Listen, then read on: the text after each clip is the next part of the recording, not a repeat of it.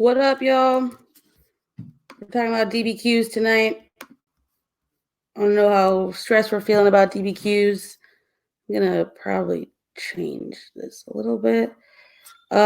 Hit me in the chat. Give me a scale 1 through 5. How are you feeling about the DBQ? If you had to do it tomorrow, you know, hopefully you've written several all year and you feel like I know kind of what to expect. 0, that's not good. 3s, 2s, a 10, that's good. All right. That's not bad. It's not bad, y'all.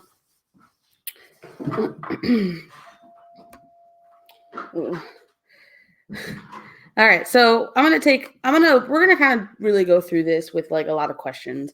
I'm probably going to be pulling up a Google Doc at some point and just sort of like writing some stuff out.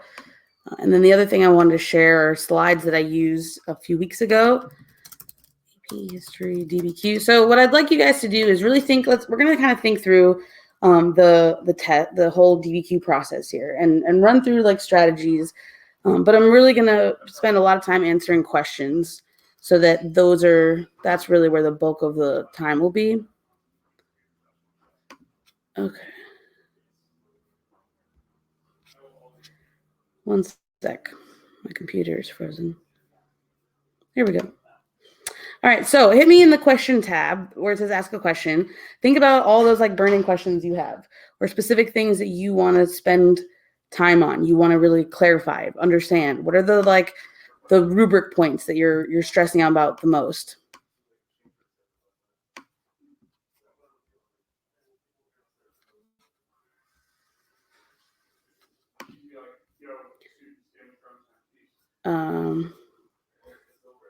All right, let me just share my screen.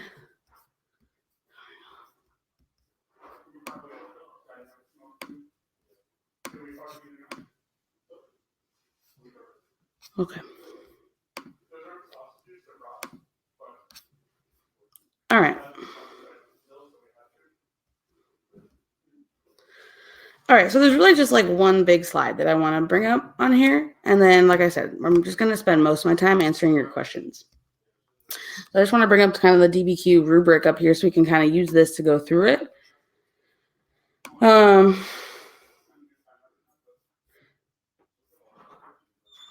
This question about whether or not, so grading the SAQs from last night, I haven't gotten to it yet. I'm trying to get to them as fast as I can. I'm doing my best. I'm going to try to do it tomorrow morning. So just be on the lookout for that. Apologies. Okay. All right. I'm just gonna, sorry, I'm having a little technical difficulties. One sec, y'all. Hit me with the questions. Head into the questions tab. Give me your, upvote the questions. Let me know what you want to really focus on. And then give me 1 second. I'm just moving my spots.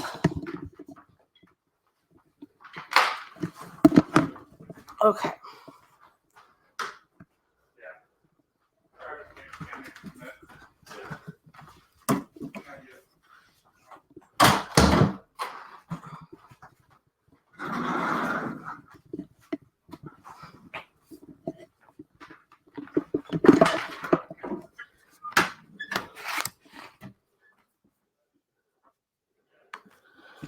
All right, just moving around, making it work. I don't know about you guys, but I really like Game of Thrones, and this is what we do on Sunday nights. We have people over and we watch Game of Thrones at the Fiveable house.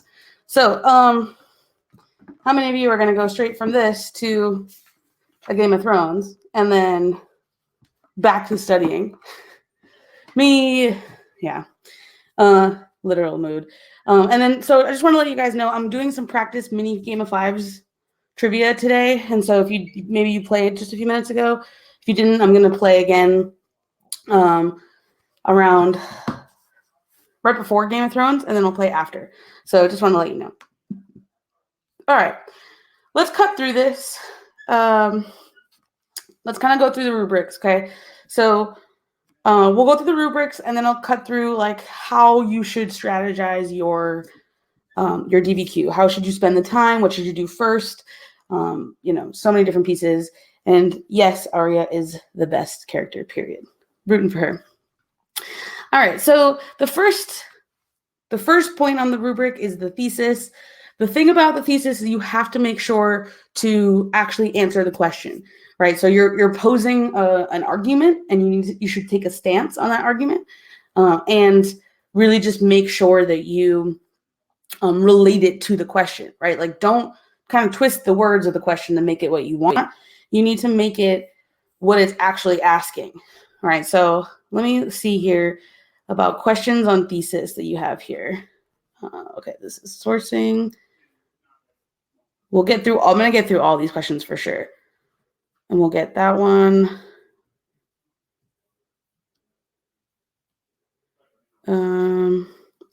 Looks like not too many thesis points. So let me know in the chat, how do you feel about a thesis point? Give me just like a 0, 1, or 2. So a 2 would be like the best. Just to sort of make it easier. A 2 would be like, I get the thesis point every time. I feel great about it. A 1 would be like, I kind of get it sometimes. And a 0 would be like, I literally never get the thesis point and I don't know why.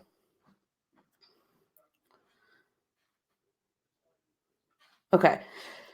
All right. So the thing about the thesis point, so it looks like most of you guys are doing pretty good on thesis. The best way to do this is sort of in a way that's like, let me pull up this. Sort of in a way that is, just to kind of show you, this is the structure for it. So you have to make sure to address the prompt. So the most basic way to do that would be blank. A qualifier is like mostly, greatly, intensely. You're describing the thing. You're taking a stance. So, in this case, you could have said like railroads greatly affected the process of empire building. Just by saying greatly, you are taking a stance. And then because would be like blank and blank. However, this is the like more complex version. However, blank. Give a counter argument in your thesis that will set you up to actually get the complexity point. All right. So the way that you end up writing your thesis is by sort of grouping up the documents, right? So some of these questions were around, oh my God, I have so many tabs open. Other mode. Some of these questions were around, like, how do I group the documents? How do you use all the documents? So like, how do you use all the documents is about actually grouping them. And so when you first sit down and you look at the prompt and then you look at the documents that you're given, you're trying to figure out, how can I use these documents to answer this question? Right? In what way can I pit them, with each other, where they're going to sort of, help each other, or can I show that they're against each other? Whatever. And so you're creating groupings, right? And so think about that, like how to correctly create groups. Think of it as almost like little like playlists of documents, right? So you have, like, you're going to argue that railroads greatly affected empire building. So I need 2 ways that they did. You can use like spice to sort of help you. Which documents would go on like a political playlist? Which documents would have been on the economic playlist? That's kind of the way that I think about it. And so group up the documents. There's a lot of correct ways to do them. No matter what DBQ you get, what documents you get, there's going to be lots of ways to answer the question. And so the only thing that you have to do is just whatever you decide, prove why that works, right? So really just make sure to like that should be the first thing you do within the first 15 minutes of actually opening up your DBQ, is understanding the prompt and figuring out, how am I going to use these documents to support an argument? Okay, and then however you actually group up the documents, that's how you write your thesis. So, railroads, greatly is the qualifier. It's describing how much so greatly affected the process of empire building because, for political, whatever, because blank, and those are going to be 2 of your groups. However, this other group, and then try to make one of your groups a counter argument. That will really help you get complexity. Okay. All right. So let's jump down to context. So remember, the thesis has to be either in your intro or your conclusion. You can get the point in either. You want to make sure to try both in case you miss it in the beginning. The reader will look down to see if you get it in the conclusion. So restate yourself. Don't just copy it. Actually reword the thesis in a little bit of a different way. Your actual intro paragraph should really include context and thesis. You could put them in either order: thesis, context, context, thesis. I think context first makes sense because it's your background information, right? So to jump into context, hit me in the chat. Give me a 0, 1, or 2. How strong do you feel about context? A 2 would be I always get it. I kill it on context. A 1 would be I sometimes get it. And a 0 would be like I seriously have no idea what context is looking for. All right, so you guys definitely seem a little bit more stressed about context rather than thesis. Some of you guys are totally killing it. For those of you that did say a 2, put in the chat some of your strategies. Like, how do you think about it? Or what do you try to write in the context that always seems to work for you? And let me go through some of these questions on context. These are all sourcing, evidence. Okay, so essentially what you want to do with context, looks like none of these questions are context. Whoa. None of your questions here are about context. Wish I could search this. That'd be nice.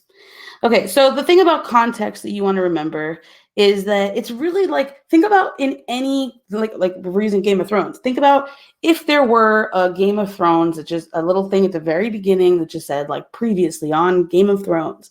And then they showed us little snippets about each of the characters' past or past events that happened either last week or maybe 5 seasons ago, but they're going to be useful in remembering right now in this episode. Right. And so they do that in order to like set the stage, because they want you to remember, like if they're bringing a character back that hasn't been around for a while, they want you to remember who that was and what you thought about them. You know, they want you to know what happened last week, if there were any cliffhangers. That's really like what it looks like. So for some of you guys, I'm going to read these a little bit. Basically dropping whatever is going on at that time in history around the world, right? So the events leading up to it, it can be, so for world history, we're talking about a lot of time. So, you know, in like Euro and US, it makes sense to think of it as like a chunk of time before, but in world, you can kind of, that there isn't like a definitive amount of time that you should be explaining. You just really need to kind of set it up. And so is there some huge world event that just happened, like a world war, or, you know, fall of empires, or like disease that spread, or trade? Like, what's the general pattern of like some massive event? And that's sort of like how you're going to set it up. Like one of those things can be your context, as long as you then connect it to the prompt. That's the most important piece, is that you're actually like taking your context. If you say World War II just happened, now you need to connect to World War II to this prompt. How does it lead into the specific topic that they brought up? That's the piece where if you're losing context points, you're probably not doing that thing, because it's easy enough to write, you know, 2 sentences about some major event. So let's just do this really quick. Run through for me periods. So DBQ is just going to be on periods really 3 to 6. So run through for me in period 3. So 600 to 1450, what are some of the really big events that happen that are most likely going to be in your context if you have a DBQ about period 3? Like, what are some of those huge things? Yeah, put those in the chat. And I wanted to read one other. Whoop. Yeah, okay, so in period 3, we have Mongols, Islams, right, spread of Islam, some of the empires like the Byzantines. We have the plague, the Crusades, intensification of trade. You know, you had the fall of empires, and now you have a rise of different empires, or at least in Europe, you have sort of, you know, everything is decentralized until you have sort of the reorganization after like feudalism, right? You know, the Tangan songs. These are like massive things. Like if you have a DBQ about period 3, one of these things is going to be in your context, And honestly, I think this is a really good way to study, is if you just like draw this out, take a piece of paper and think of the top 10 events or people, top 10 things from that time period that you can barely understand anything of that time if you aren't looking at those, right? And we're sort of doing that here. And so this is a really good way for you to study, do like top 10. All right, give me period 4. So 1450 to 1750. What are those major events in period 4 that are going to find their way into your context if you are writing about period 4? Columbian Exchange, global network. Those are like the big things. Exploration, gunpowder empires. So always make sure that like if you get a question about period 4 and you're talking about Asia, right, you can totally bring in the Columbian Exchange, but make sure you link it to Asia. Right? You can't just say, and then the world was united. Okay, but how does this affect Asia? How did this affect China? Right? So like silver trade is how you would sort of weave it in. Or the fact that plenty of crops and we're going to China, to Asia, and increasing the population there. Just make sure you do that last piece. So we have some of these things are more period 5, like Enlightenment does start in period 4 though, but it's more studied in period 5. Triangle trade, yep, so like slavery, European exploration, silver trade, imperialism. Okay. Is the Columbian Exchange and the Atlantic slave trade the same thing? So it's like squares and rectangles. So the Atlantic slave trade was part of the Columbian Exchange. The Columbian Exchange is sort of your like umbrella event of the connection of, like the world. But the exchange, the actual like Atlantic slave trade just refers to the little movement of slaves. Just like triangle trade is just like one thing that's happening within the Columbian Exchange. Okay, give me period 5. So 1750 to 1900. What are the huge events? Give me your top 10 that like this is going to come up. Industrialization, imperialism, revolutions, enlightenment, reforms. The other one that you could bring up is migrations, feminism. Yeah, man, all of these. And some of the ones you have there are even more specific, right? Like Opium Wars or the Taiping Rebellion. Those are like specific examples of like resistance to imperialism. And so period 5 is actually really easy because there's 4 key concepts and they basically label the 4 major things. You have industrialization, imperialism, revolutions, and migrations. And that's sort of your 4 big, huge things. So whatever the prompt is, if it's in the time period 5, more likely than not, one of those 4 things are going to be in your context. Just figure out a way to connect them to the prompt. All right, and then period 6, so 1900 to the present, give me the 20th century, huge, big events, decolonization, global wars, Cold War, right? So like within the Cold War, you have a lot of pieces, but the Cold War is a huge event that will, most likely be part of it. Or decolonization, and you could talk about India or Israel or, Algeria or any of these places. Green Revolution, rise of technology, right? So there's an entire key concept about technology for 6.1. You guys are killing it right now. So this is perfect. So this is exactly how you get context, is you have to think about what is going on in the world, what just happened, or what's happening right now, right? And like, what is that big umbrella event that is really shaping everything that's happening? And I can connect it to this prompt because it's clearly relevant, right? Like if I'm writing about women after World War II, clearly World War II affected the rise of feminism because of new job opportunities, things like that. Try to write like 3 to 5 sentences. I would shoot for like good solid 4 sentences where you kind of lead it up, like what's happening, explain one of these big events, and then take another sentence or 2 specifically connecting that to the prompt. Okay, so how do we feel about context now? Any other questions about context? Can we do an example? Yeah, so much better. Yeah. I think context is honestly one of the easiest points to get on the DBQ and on the LEQ. Because there's like, if you really think of it like we just did, if you go through, like I would literally do this tonight or tomorrow, take a piece of paper, draw yourself a box for each time period, and think of 10 or 15 massive events that happened in that time period. And if you can just, you got to know those anyways for the test, and you should know those. And so you just got to know a little bit about those things, and you're going to be able to get context.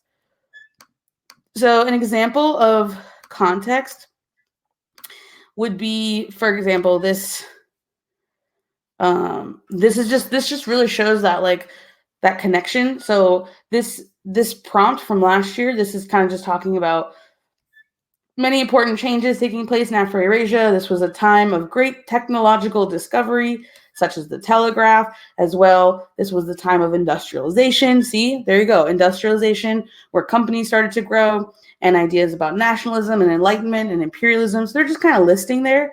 But what really gets them the point is this sentence right here.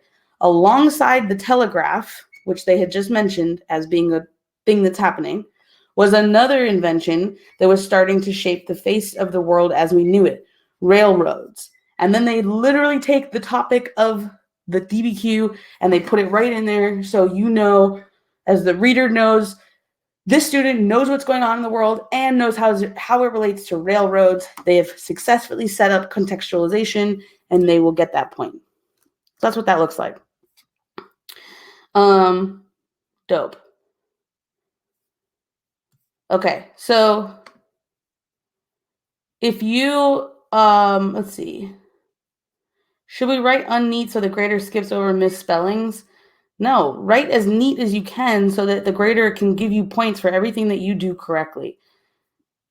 No matter what point we're talking about, the readers are trying to give you points. It really is like a scavenger hunt for them. I read the LEQ a couple years ago. I read 1,200 essays in 1 week, and it's literally like, it was so exciting when you would read something and it would be like beautiful, and so you are trying to find the points that you want to give these points. And it's so frustrating when a student gets so close and just, I can't infer, right? I might know what you're trying to say, but if it doesn't actually say it here, then I can't give you the point, right? We're really bound by that. So an example of something getting really close would be this context here. If they don't have that last sentence, they're not going to get context because they don't actually set up the connection between context and the prompt. This is what really gives them the point, right? It's establishing relevance. So if I read these first 3 sentences, I know that this student is fully aware that industrialization includes railroads. And they told it to me. They told me industrialization. They're right. It's all right there. And I know that they knew that last bit, but if they didn't write it, can't give them a point. And then the reader is sad because the reader wants to give you the point. What if the reader can understand my handwriting because it's messy? If your handwriting is messy, the readers are really good at deciphering things, and they'll literally take it to different people. Like if I couldn't read something, I would go to the person next to me to see if we could figure it out. If we can't figure it out, we go to someone else. There's a whole chain of command. And so they literally, like, if it only, like, if it's really, really bad, will the person at the way, way top finally just be like, I can't make this out. But I think that's only happened like a handful of times in all of AP world history. And so just try to write neat, like I said, we want to give you credit for a few things. Also, keep in mind here, how you see how this student crossed something out. If it's crossed out, they can't give you a point for it. So if you cross something out that was correct, you can't earn the point. However, if you write it and it's wrong, it's just ignored. So your best bet is don't cross things out. Just keep it there, keep it on there. I mean, this was obviously just kind of like grammatical, but it doesn't matter. Just keep it, I wouldn't cross things out, especially like terms that could be evidence. Maybe you're not sure if it's the right time period. You write it down and then you're second guessing yourself. Don't cross it out. Just keep it. Keep that evidence sentence there. Maybe it will work. Let the readers decide if it is good enough or not, rather than you trying to figure out and then crossing things out. All right, so let's move on from contextualization. Let's talk about evidence from the documents. Okay, so there's a lot of question here about evidence from the documents. Would you get points off for complexity? So you never lose points. You start the test at 0 and you are just gaining points. And so you never lose anything. So if you do complexity and it's wrong, you just don't earn the point. It's possible that what you wrote might actually be really good for outside evidence and you just sort of missed the relevance piece there. So just leave it, but like if it's wrong, you don't lose. All right. Okay, that one's later. Okay, so interpreting the documents and picking out the good information. This is a really good question. Just remember that you should never, ever, ever quote. Do not quote the documents. It's a huge waste of your time, and it doesn't give you anything, right? Even if you quote the document, you're not getting any points for doing that because you have not actually done anything. All you did was copy something. So don't quote anything unless you're literally quoting like a one-word phrase that is just like perfect. That's it, right? So limit yourself. In terms of interpreting the documents, you want to think about this should happen in the first few minutes. So you want to really think about what in this document will support what I'm trying to say. What is it that this document is doing? What is it saying? Honestly, I think that the first evidence sentence, so there's 2 points that you can earn from the documents. They're different. So I want to just show you that first point is just connecting the content to at least of 3 of the documents to the prompt. And so that one is sort of straightforward because it's just saying like some kind of summary of the document and showing how that connects to your argument. You can do that in one sentence. And so if you do that correctly 3 different times for 3 documents, that's a point. The harder part is then going beyond that. And so actually supporting your argument with the documents rather than just kind of summarizing. Let's see. Let me stop answering this one.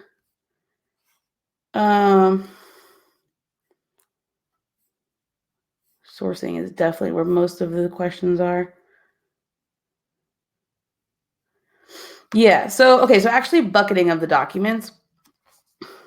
The first thing that you should do when you're looking at the documents the first time is make a quick list just on some, on the documents or just on a piece of paper that you have. Make a list 1 through 7. As you're going through the documents, think about like, what is this document arguing that I could use, right? So, for example, you can even do this in the most basic sense using SPICE. So, this document is clearly a political argument. This one is an economic argument. This one is a cultural argument, right? You can sort of see how they're different based on those things. You could bucket them based on time. Maybe there's some written before an event, some during, some after.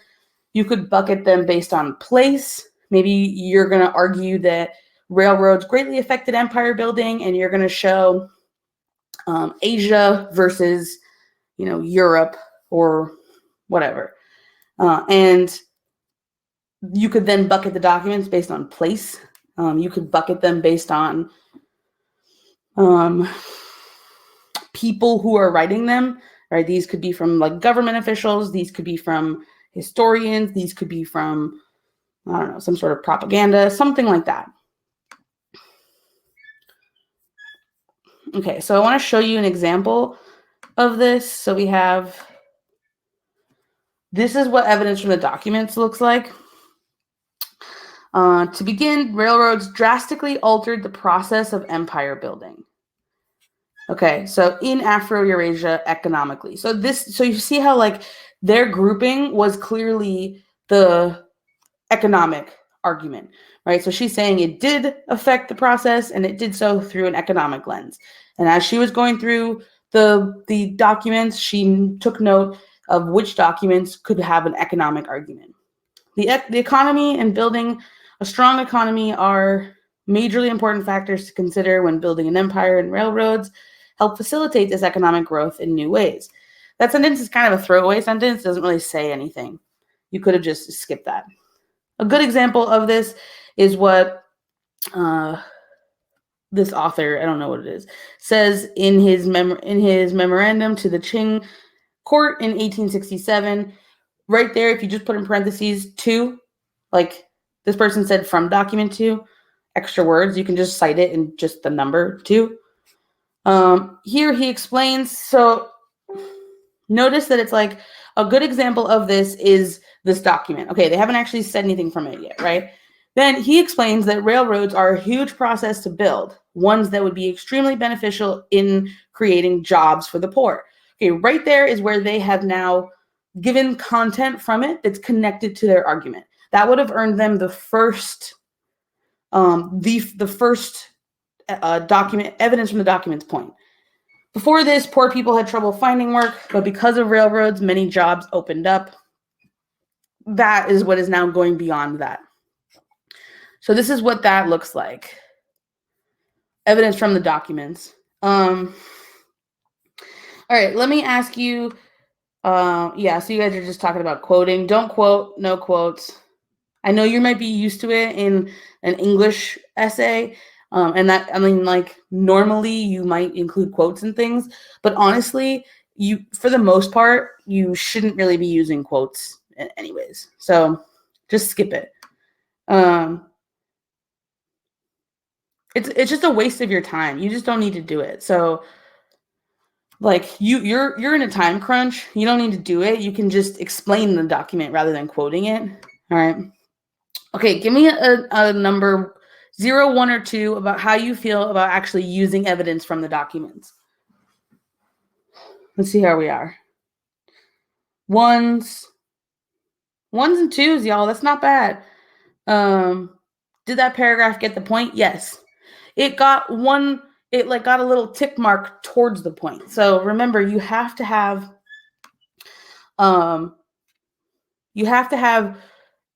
this student would have had to have done this for 3 documents in order to get at least one of the evidence points.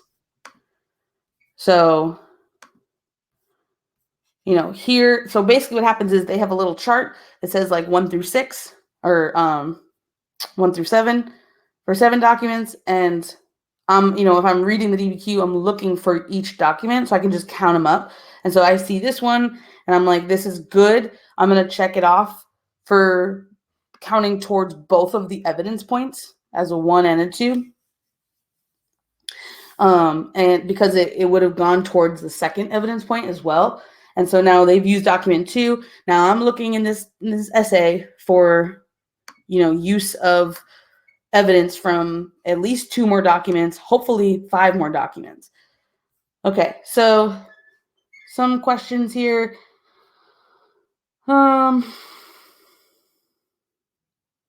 What if the documents don't support the argument? So you need to make sure that you're making an argument that is supported by the documents. So don't argue something that you can't use the documents for, because you're not going to get most of these points. So even if you don't agree with what you're arguing, if it's a really straightforward argument because you have these documents set up for you, then just argue that.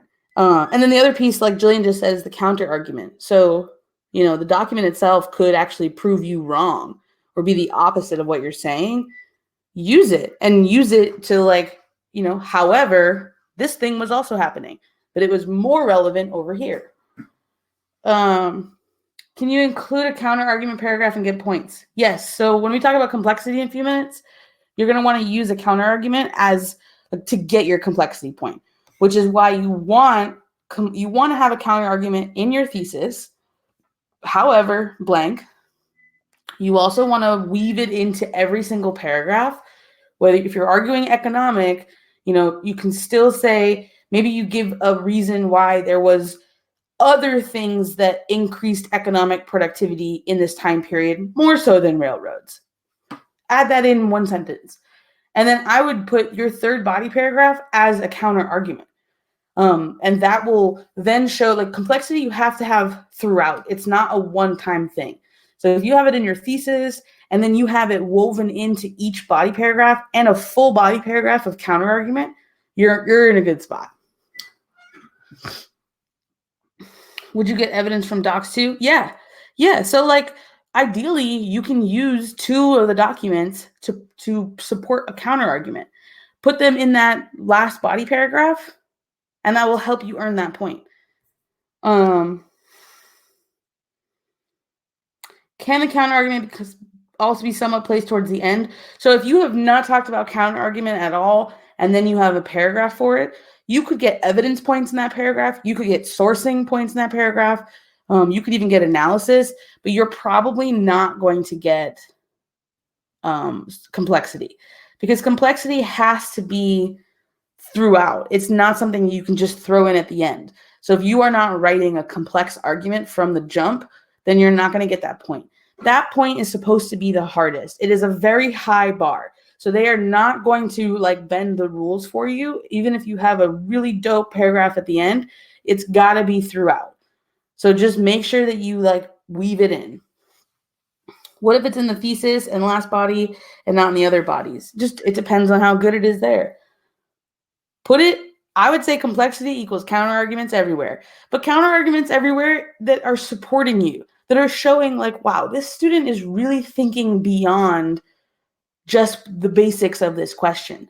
In the paragraph about political, impacts of railroads, they also included some of the, even, like, beyond that, the railroad strikes that happened that really limited how fast the railroads could be built in the US, right? Or it led to, because the railroads were so important, it also created these monopolies of, railroad companies that profited off of creating these railroads. Like, something like that is, like, going beyond. It is part of the, like, beyond the documents, but it's really showing a very complex argument.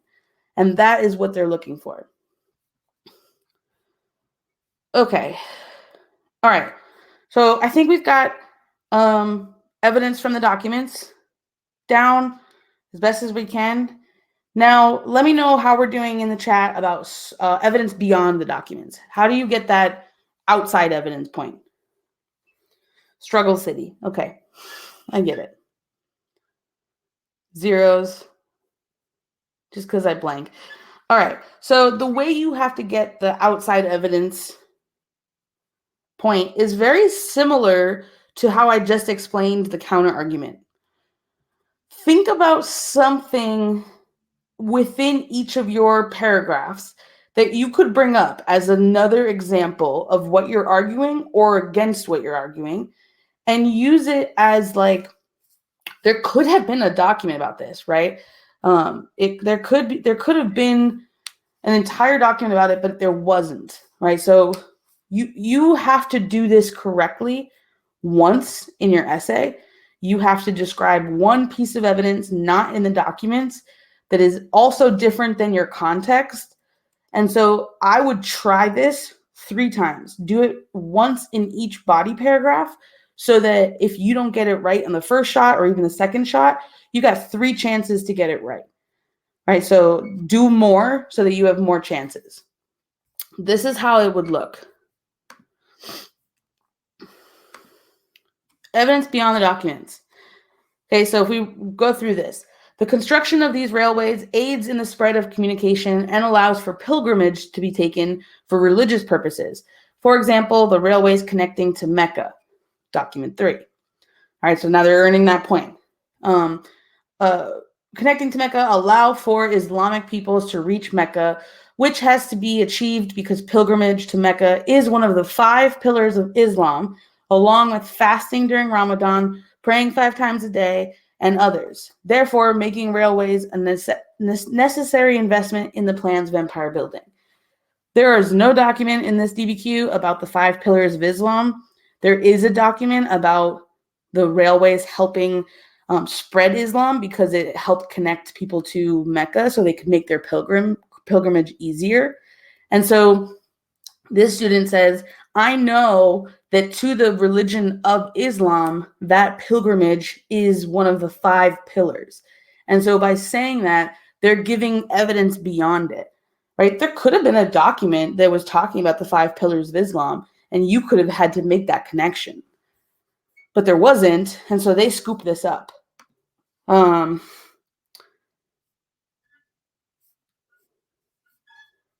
the rest of the 4 pillars of Islam even necessary to the argument? No, you wouldn't even need the rest of them. The fact that this student only had to say there were 5 pillars of Islam, making that pilgrimage is one of them, therefore this is why it was such an important piece of empire building in the Islamic world. I'm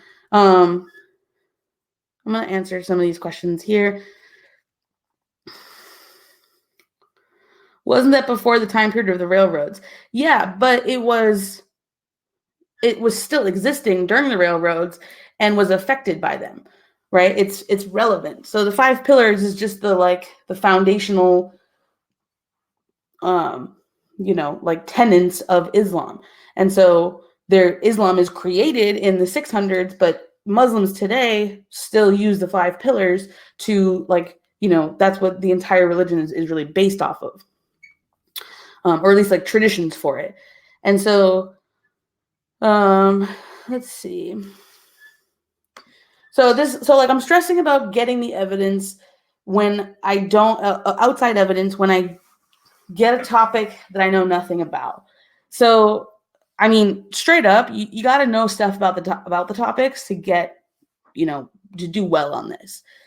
So I would try to remedy that with going through top 10 to study, figure out what are the top 10 things.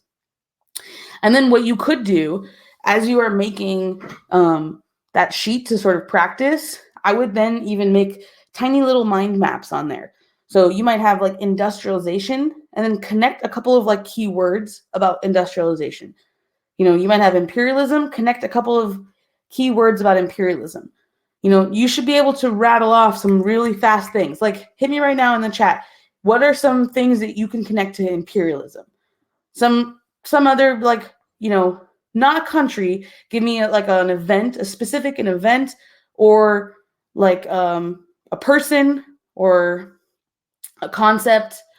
Okay, Berlin Conference is perfect. Opium Wars, White Man's Burden is great, right? Leopold II. These are just specific people, places, things or events that are happening. Sepoy Rebellion, social Darwinism.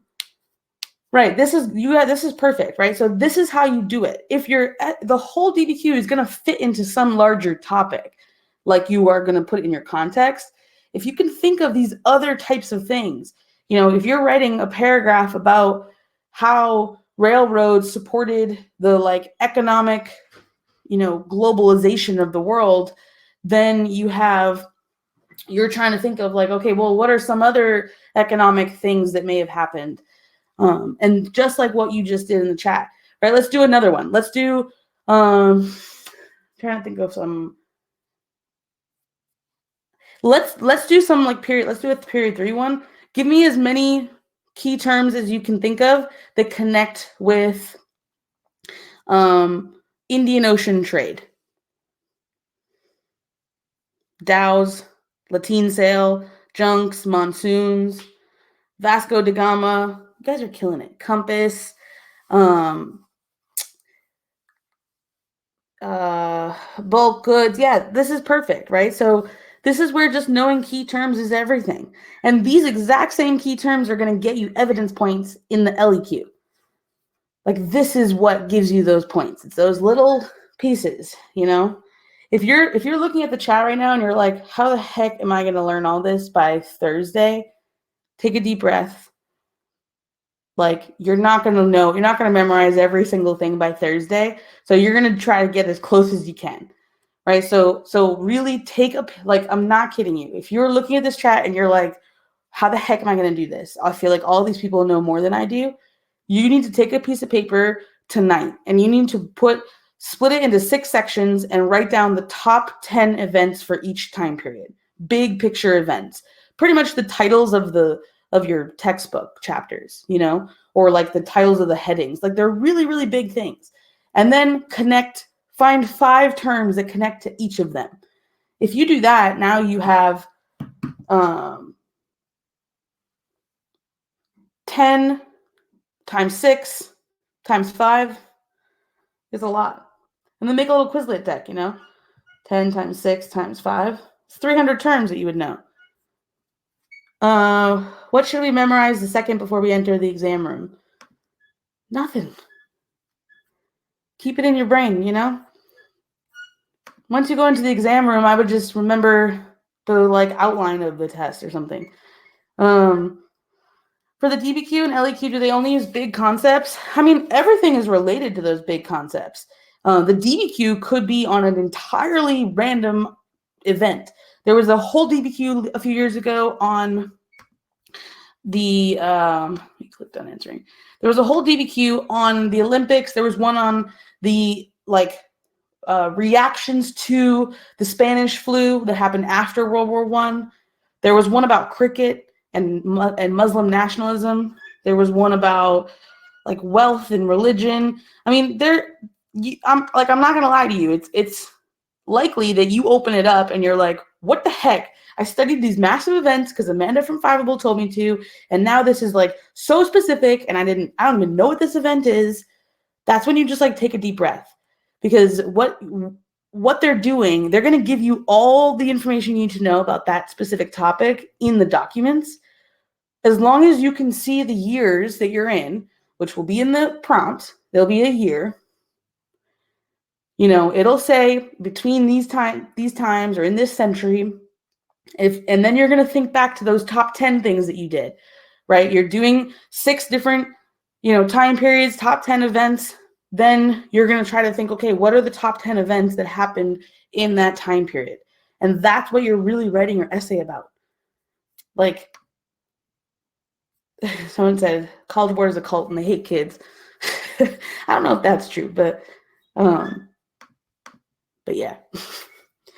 So we do not have to do HIPP. Okay, so hopefully that was super helpful. And now you have a strategy to study this. I'm going to go into HIPP right now. You have a strategy to study this week, to do some last minute studying. Gather up your top 10s, gather up your like little keywords that attach to that. Tweet us a picture of what you do, because I would really love to see what you create, and we'll blast it out so other people have it too. I think these will be really, really helpful for you just in this very last week when you're just trying to like organize it all, remember it all. All right, HIPP, sourcing. Tell me in the chat how you feel about sourcing. 0, 1, 2.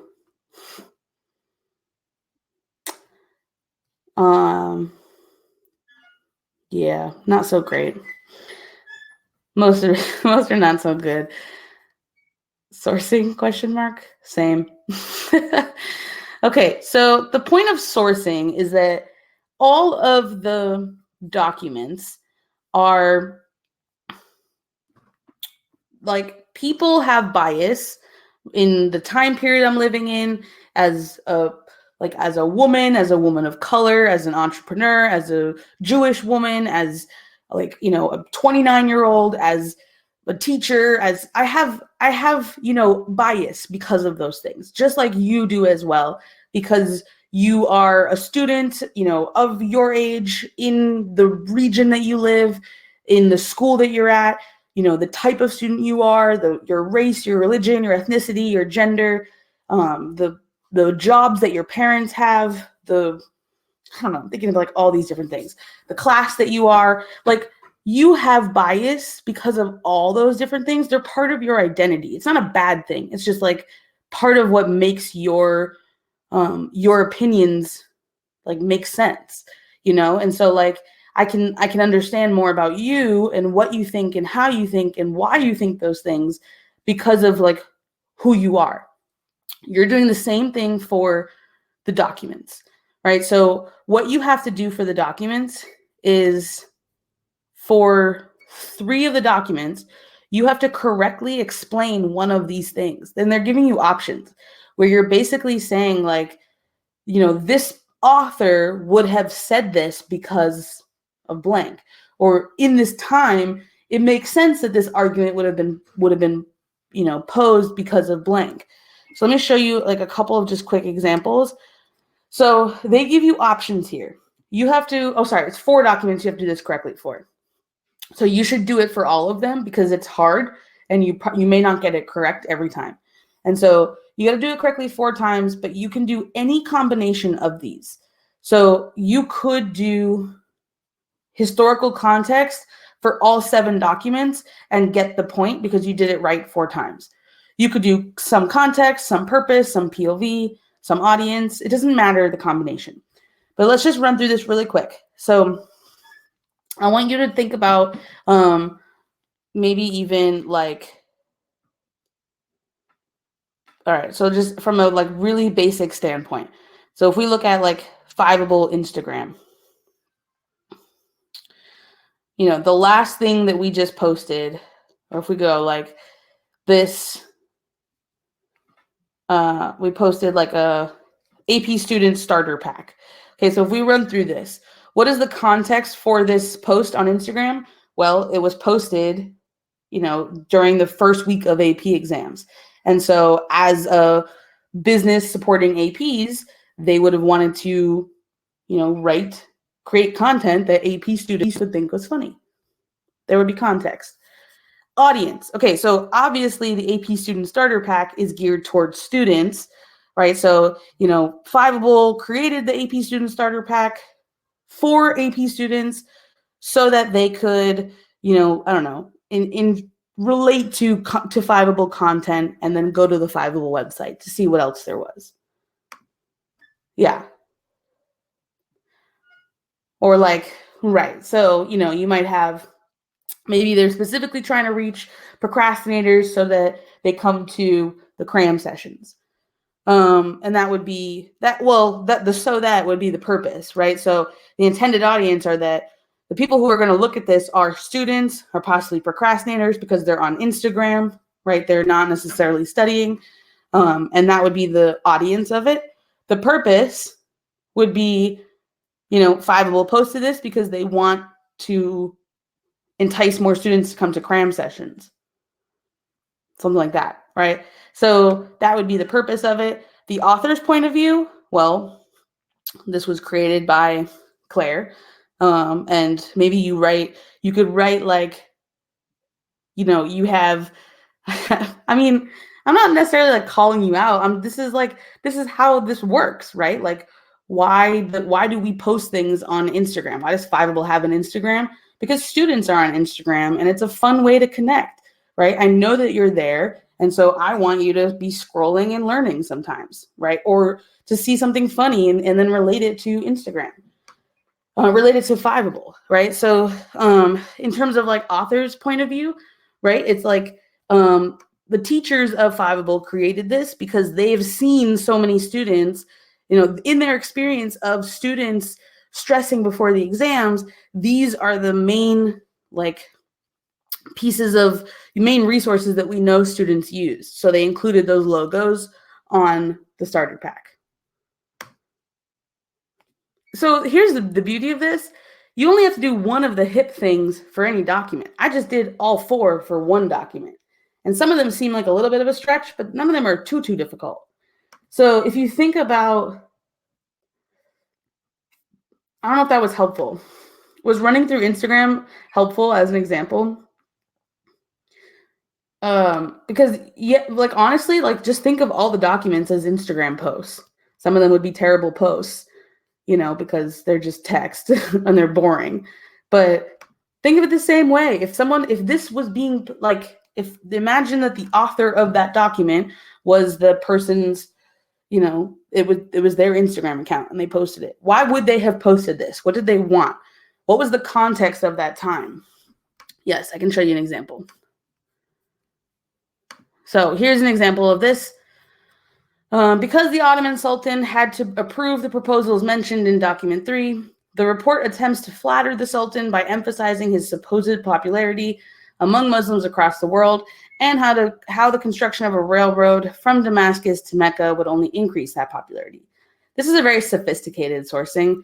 So again, if you're reading this and you're like, I don't write like that, it's okay. This is a really, really good one. But this is what it does really right here in the middle. The report attempts, that's purpose, right? Attempts to flatter the Sultan by emphasizing his supposed popularity. So they're writing this document in order to flatter the Sultan because they are emphasizing how popular he is and how popular he could be because of if he had built these railroads. You know, that's what it looks like. So if you're going to do point of view, you would think of point of view as like, let me use a different example. I'll use a different, trying to think of like an example. So a point of view would just be, why does the person think what they're thinking? So if you think about like the video that I post like on our YouTube channel of like me talking to Trevor Packer when the exam got shifted and changed. So I'll use that as an example document. So I spoke at an open mic and I told Trevor Packer how just like messed up it is they were cutting the course. Okay, so what was my point of view? My point of view is that a couple things. I am a woman of color. Therefore, I would be personally offended by cutting my own history from this course. I taught in Oakland, and most of my students were students of color. Therefore, I wanted to advocate for my students, right? That's my point of view in giving that speech. My purpose was to save the first half of the course to make sure that the curriculum included all of it. My audience was Trevor Packer, but also the people who were watching it. I knew that there was a whole room of people. I knew it would be on YouTube. And so I'm thinking not only about the person I'm talking to, but anyone who could be watching it too. And then the context is that the College Board had just cut the curriculum and just announced that. Hopefully that's helpful. Okay, how do we feel about sourcing now? Do you feel better? We have one more. Better. Okay, so one of these HIPP points is always like easier than another. It depends on the document though.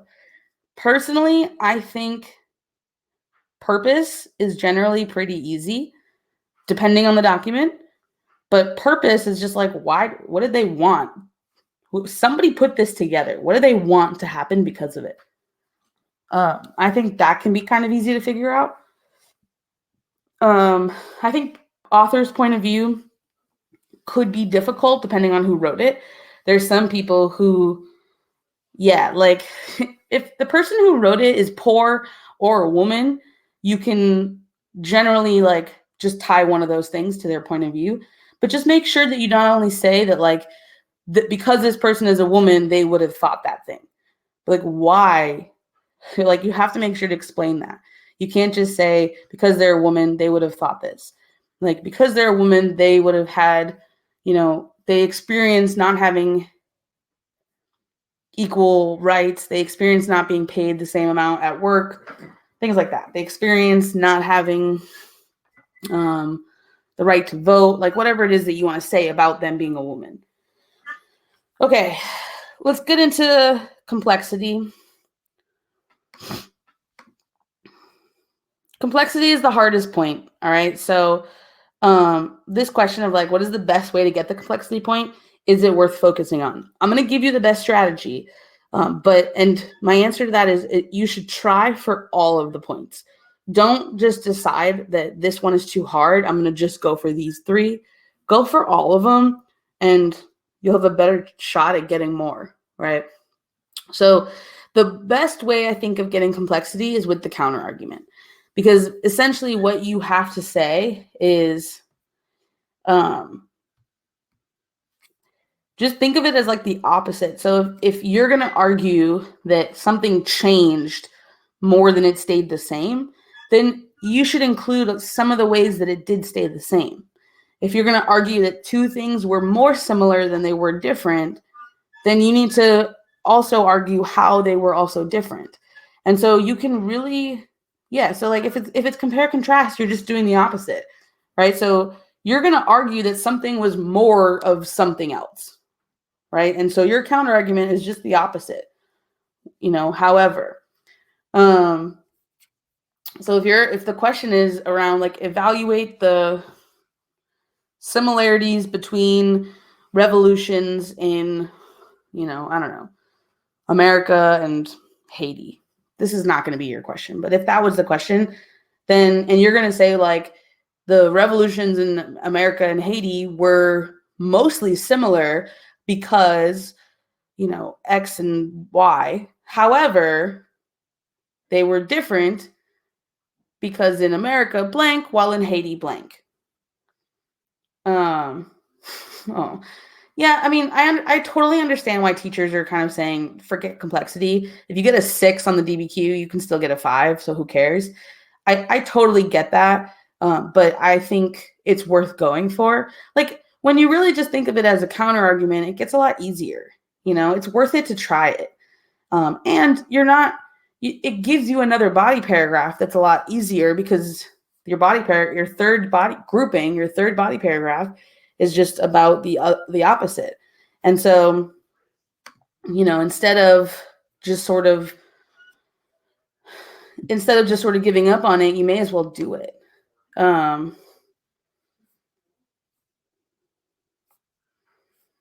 Okay. All right. So I'm going to go through some of these questions. I'll stay for a little bit longer and answer these questions.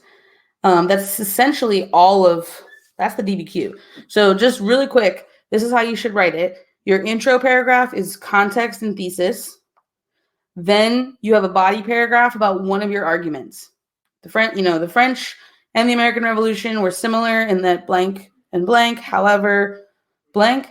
Then you have, so like, look, this positive and negative, the impact of, I don't know, the impact of imperialism was like mostly, this is like a horrible one. I don't know. So like if you say like the impact of like the Columbian Exchange was mostly positive because it led to, more crops around the world, or because it, increased food production and led to like, new innovation or like more trade. However, it also connected the diseases of the world, which devastated populations in the Americas. So that would be like your thesis.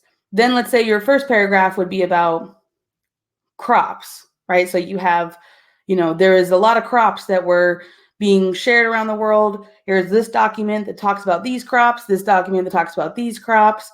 And, here's some outside evidence, might be like, I don't know, about champa rice or like some crop that's not mentioned, something that was traded that wasn't mentioned. And then however, even though the crops did increase the population of Afro-Eurasia, the Americas really suffered because of the diseases. Like the new crops weren't able to increase the population. And then maybe your next paragraph is about, I don't know, like trade of ideas. So like the spread of ideas led to the spread of Christianity. It also led to it ended up leading to the rise of like the Enlightenment. Maybe you have those two things. There were documents about them. However, these new ideas were not able to include native traditions because many of the natives did not survive the spread of diseases. Something like that. And then your last paragraph could just be like, maybe there was 2 documents about the actual like decimation of native tribes. You bring in those 2 documents, and now you're clearly showing that like yes, the Columbian Exchange was awesome. It was one of the most important things that happened. That's your argument throughout. However, like, you very much are clear that there were negative impacts throughout. So that's how your essay will look. Someone asked, do I even have to worry about the conclusion? I want to click. If your thesis is in the intro, do you really need a conclusion? The only thing that your conclusion should have is restate the thesis. It's worth it because you may have killed it. You had a thesis in the intro and you did a really good job and it's there and you're going to earn that point, but you may not have. Like, you've now written plenty of essays in your lifetime. How many times do you sit down and go to write an essay and you have no idea what you want to say? And then you've written through the whole draft and now you are really clear on your argument, And so, like, the actual process of doing that will happen in your DBQ. No matter how strong you think you are at the beginning, by the end, you're really clear on what you're arguing. So rewrite it. Just write the thesis statement in a different way. Just try to make it better than you did before. Even if the first one was actually awesome, you may as well just write it again, just in case. Do we have to synthesize, or is that the same? So synthesis is a way that you can get the complexity point. I don't want to, like, totally confuse you. Like, I'm really pushing for you to do the counter argument because I think that's the easiest way to do it. Another way you could do it is by thinking about synthesis, which is basically like weaving in how that argument, the increased trade, spread crops, how that also happened in a different time period. This wasn't the first time in history that, like, an increase in crops also increased the population. Like, after the first agricultural revolution, farming dramatically increased the number of crops, which increased the population. You could include, like, a totally, like, separate piece there that's, like, in a different time period or in a different place. Even though the spread of diseases, like, this isn't the first time in history that disease decimated a population of people.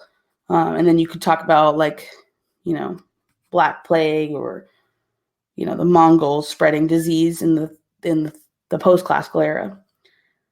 When you do synthesis, does it have to be from a later? Synthesis can be early or late. It can even be in the same time period as long as it's a different place. So if you're making an argument about disease spreading in the Americas, you could make the same argument about disease spreading in Europe. You could then say, it didn't decimate the populations of Europe, but, like, the rise of syphilis greatly affected a lot of people in Europe because of the Columbian Exchange.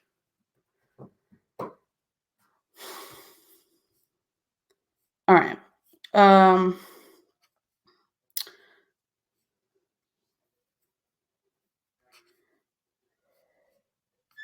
So this question, how can you 100% sure know that you're understanding the documents correctly and how they relate to the prompt? You can't.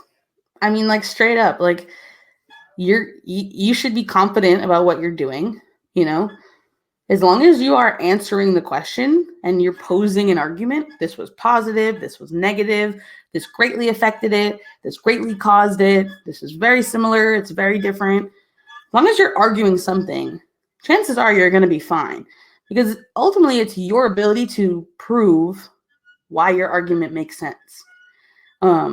Are you going to be 100% sure that you're arguing the right thing?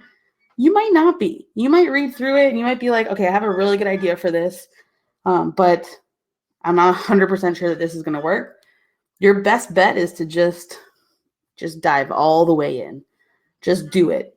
And just give yourself as much confidence as you humanly can that you are going to write the correct thing, that you're not going to mess this up.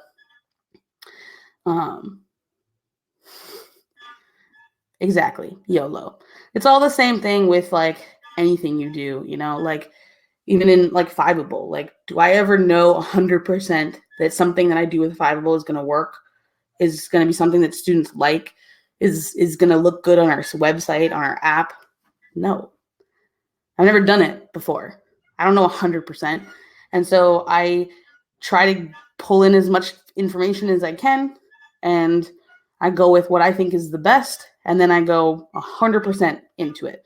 And if I was wrong, I was wrong, and then you adjust. And so like, I'm going to end this with just sort of a little bit of another, I feel like every night this week, I'm just doing more and more pep talks. Some of you guys asked, like, what happens if I fail, right? The real question to that is nothing. Nothing happens if you fail. So you have a 1 on your, little transcript that might go to a college. Colleges are going to be really impressed that you took this class, and for many of you, this is probably your first AP, or most of you guys in 10th grade, sophomores. Just taking this class is huge. 9th grade, it's very, very impressive that you are doing it, that you're doing this class. And colleges really do believe that. Just like your teachers believe that, you should believe that no matter what your score is, the fact that you are taking this class actually makes you more likely to take other APs, to get scholarships, to get into a four-year college, to graduate in 4 years. Like, all of those things are true, no matter what your score is. Like, I promise you, I'm like 15 years ahead of you, okay? I'm literally you, so that I didn't take AP classes. I took AP Psych, and that was it. And I promise you, I don't know anybody that is totally changed their, trajectory in life because an AP score didn't turn out the way they wanted it to. I promise you. It is a cherry on top to get the college credit. But if worst case scenario, you sit down on the test, you forget everything, and you're just like I'm about to do a lot of guessing right now. You're going to go 100% in on the guessing and then leave it all on the table. And so you get a 1. There's no reason for you to cancel the score. There just isn't. It is better for you to show the college that you tried. You did your best. What they're going to care more about is your grades in your class. So, do the colleges know if you fail, if you don't send them scores? I have no idea. I wouldn't recommend canceling the score, because you're not failing. Like, if you get a 1, you will learn something from that experience, and you will do better next time. Because a lot of this stuff is not about the content. Like, yes, you have to know the history to pass. Yes, you have to know these rubrics to pass. But at the end of the day, like, how you become a really good student has a lot more to do with how you study, how you approach, time management and organization. The fact that you're showing up here on a Sunday night, before Game of Thrones, and we're jamming out about the DBQ says a whole lot about every single one of you as a student. And that is something that you should be incredibly proud of, that no matter what happens on Thursday, you learned a lot, and all these things are going to affect you for the good, right? It's all going to help you out. So, you're going to feel so elated once this is over on Thursday. Like, I can't even tell you how much fun that feeling is. I hope you go straight into A push next year. Even if you get a 1, so what? So what? It's okay. It doesn't matter. I want to help you pass, because I think it's awesome to get the college credit. Like, it's just a cherry on top. But no matter what, you are in a good spot. You are better off than a lot of students. I know that it's actually only like 20% of high school students take AP classes. So even if you feel like everyone at your high school does, maybe at your school, but overall, 20% of high school students in the US take AP classes. So that puts you ahead of 80% of high school students in America, because you put yourself in this challenge and you will be better for it. Yeah, so even if at your school, it's even like 100% of your school, that's a outlier. You are in a good spot. You are going to be okay. Like, no matter what, you're going to be okay. And yes, so I told some of you guys this last night, but some of what Fiveable is doing this summer and next year, we are going to have way more teachers streaming so that you can really like jump into any topic, anytime, not worried about time zones, not always learning from the same teacher, different ways to approach things. So we'll hopefully have all the AP subjects next year and several different ways to learn from them, which is awesome. And you can self-study for them. So like so someone just said, I want AP Euro at my school. Maybe you're taking APUSH next year, but the year after that, you can take AP Euro and you don't have to have the class at your school. In fact, at that point, it should be a pretty easy class to self-study for because you've already done World and US. The tests are the exact same. And then you just have to then really kind of focus on the Euro side of things, which you'll already know a bunch of them. So how you self-study, one of the things that I'm going to do at Fiveable is help you sign up for the exams, try to like link people up better. But self-studying just means that you just literally study on your own and you aren't taking the class, and then you take the test in May. You can do any of those. You can take any of the tests. You don't have to take the class. I wish I knew that. I tried to take AP US history in high school and I wasn't allowed in because I had an 88 average the year before. I literally didn't get to take AP US history. And so again, my life is no different because I didn't, but I wish I did because I had to take those classes in college and I could have saved me some time. So I could have just self-studied for it. Who knows if I would have done well, but I could have self-studied for it. The other thing that we're going to do over the summer is Camp Fiveable, which is going to be dope. And it's going to include lots of other, some things that are related to your AP classes, some things that are not, that are just like, you guys want to learn more about the medical field. You want to learn more about what we do in startups, sex ed. I mean, honestly, how many students would come to sex ed live? I mean, but for real, we get like a amazing expert to stream out and really like get in to answer all your questions, do whatever you need to do. And I think it'd be great. My parents walk in. I mean, it's just like, if your schools aren't teaching it, that's a problem. And like, we can live stream pretty amazing experts. And it would be really great. Okay, so here's the thing. I'm going to go play a mini game of fives. I'm just going to put in some questions, maybe from period 4 or something. And we're going to play that. You guys got this. You can join just by, I'm going to create I didn't even create the event yet. I'm going to create the event in a second, so you'll see it. If you refresh, you'll see it under review, or you can just download the app so you can play. Tomorrow is at 7 p.m. Eastern. You can right now go on and like save your spot just so we have like a count. And yeah, so I'm going to play mini game of fives in 10 minutes. We're going to play another mini game of fives tonight at 10 p.m. Eastern, I think 10 p.m. Eastern, whatever after Game of Thrones is. And